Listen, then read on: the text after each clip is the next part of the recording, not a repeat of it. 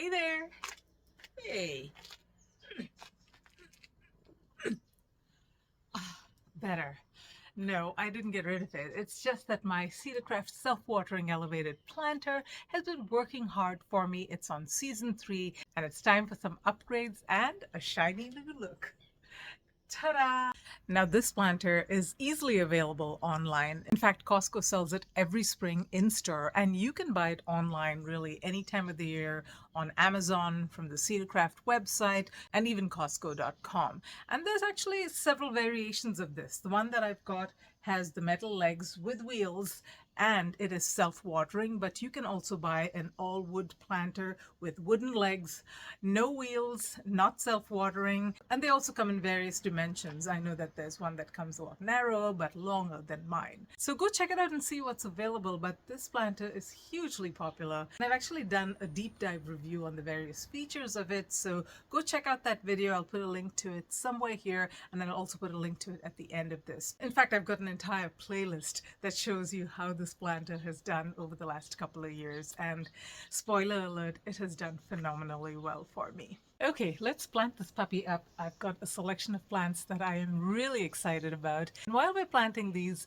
I'm going to share with you some of the mistakes that you can make while using this planter. First, a real quick review of the features of this planter. The assembled dimensions are 21 inches by 47 inches by 32 inches in height, including the casters. It has a soil capacity of about 4.8 cubic feet, which is a little bit more than a half whiskey barrel.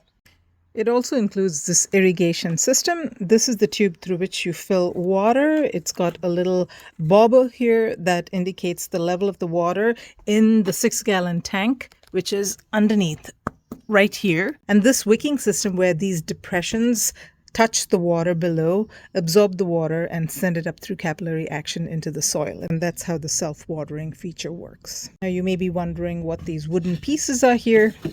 This is one of the defects of this planter, is there is a gap on either side and soil can fall through. Also, when you fill it up with water, rather than have the water go through those overflow holes that you see over here, it actually drains out faster through this gap, and I end up putting some kind of bucket over here to capture that overflowing water. And while I have it open, let me show you how this self-watering bobbin works. At the bottom, you can see that cork. So that cork is dipping into the water. And as the water level drops, this little yellow thing, which should be floating on the top like this, drops to the bottom. And that's when you know it's time to refill your water.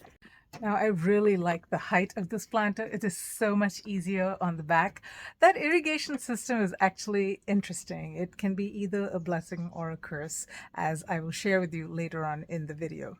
Now, one of the features of this planter that has not quite worked out for me is the movable nature of it with the wheels. Now, I haven't tried to move it because the legs are not very sturdy, and I'm just afraid that it's going to fall apart when I try to move it, particularly the 6-gallon tank at the bottom. If that falls out, then the whole thing is going to fall out, and all of my soil and my plants are going to fall out. So I haven't attempted to do that, and I know that the neo planters, some of them have wooden legs, and I think that's actually much sturdier, but I've seen this version still available with the metal legs.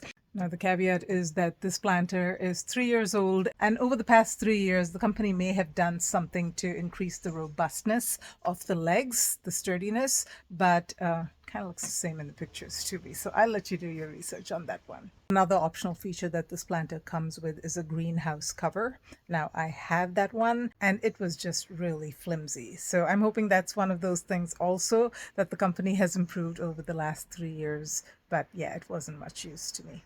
Okay, so what are some of the updates that we have made to this planter? We did take it apart, sand it down completely, removed any dirt, etc., and then we painted it over with a wood stain. I wanted a new color. I always wanted a bottom shelf to put some of my plants, my watering cans, so my husband made this frame at the bottom and put this board on top so I could use it to put random stuff on and make it look messy. I think he was also hoping that it would stabilize the legs a little bit, but he said that it didn't really do much for that. So again, I'm not going to try and move that once this thing is full, because it becomes really heavy once you've filled it up with soil, you've wetted down the soil, and then you've filled that 6-gallon tank. Okay, so let's go ahead and fill this up with some soil. I'm actually using the soil that I took out of this, and I have amended it with some alfalfa pellets, some compost, and some additional perlite. And the reason I've added perlite particularly is because I want to keep this planter as light as possible, and perlite really helps with the lightness of it. Plants also just prefer oxygen to their soil.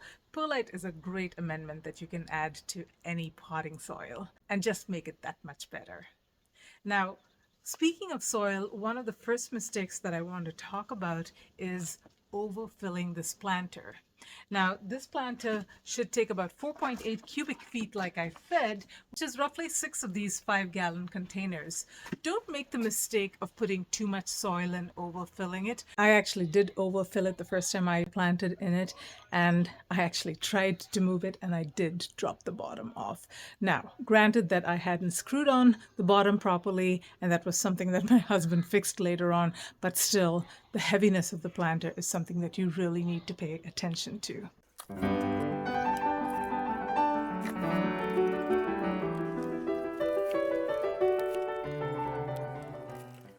Okay, I'm gonna add just one more, 7 of these, because I think the planter can handle it. So while I share with you what I'm planting in this planter, let's go ahead and also talk about some of the things you want to consider while choosing plants to put in the planter. So again, that you don't make the same mistakes that I did the first time.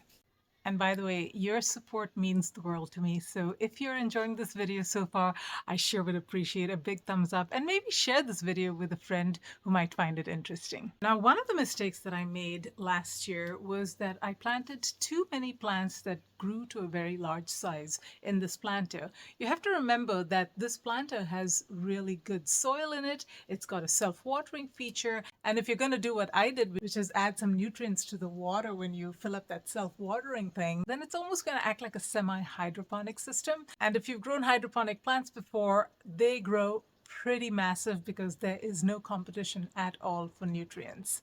So I planted 2 large tomato plants, 1 mini tomato plant, 2 or 3 pepper plants, some herbs. It was just out of control. And the plants grew huge. The pepper plants grew over 5 feet tall. The tomato plants grew more than that. It was just crazy. So this time I've put some rules in place about the types of plants that I'm going to put in this. Okay, so here are some of the rules that I've followed for my plant selection this year. I'm not repeating what I've previously planted. I'm not growing those large plants anymore. No tomatoes, no peppers.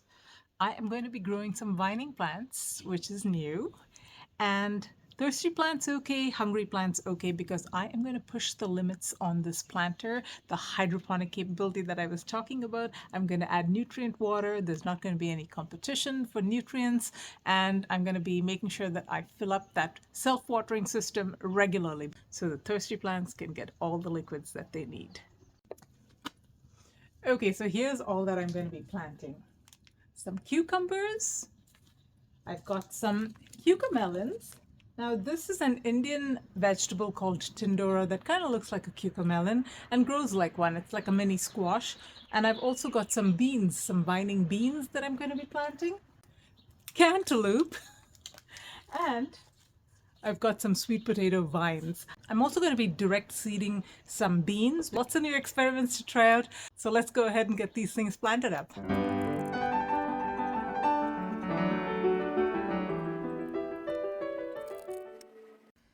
Okay, I've got a couple more mistakes that I made last year that I want to share with you, but I've got this thing all planted up. I decided to hold off on the beans for a little bit because this is looking pretty full. I might come in and plant the beans in about a week or so, depending on how these are going.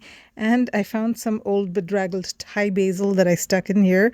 I don't know whether that's going to grow or not. I've got some zinnia. I've got some celosia. Oops. When I water this in, I've got to be really careful about my little tinier plants. And the soil is really soft, so I've noticed that it's sinking quite a bit. But let's talk about the 2 other mistakes that I want to make sure that I don't make this year. So, number one, I overestimated the ability of the self watering system when I went away on vacation last summer. I thought I could water it maybe once every 3 days or so, but my son, who was watching the plants for me, told me that it was emptying out every single day and that he had to refill it every single day. So, just keep that in mind. And I planted some pretty thirsty plants. But this year I'm going to be over here, so I'll make sure that that thing is properly watered. The other mistake that I made was I let this planter sit idle all winter. I'm kicking myself. I could have easily planted some wonderful onions, maybe even garlic in it, and maybe I could have tried some winter vegetables that I've had trouble growing in other parts of my garden. So this year, not going to make that mistake. It's going to be very productive all winter long. I hope you enjoyed this video. Follow along. I will show you updates on how this thing is doing. And if you have any questions, do ask in the comments below. I will try to answer it, or I'm sure someone from the community will know the answer for you. Until next time, live green and love your greens.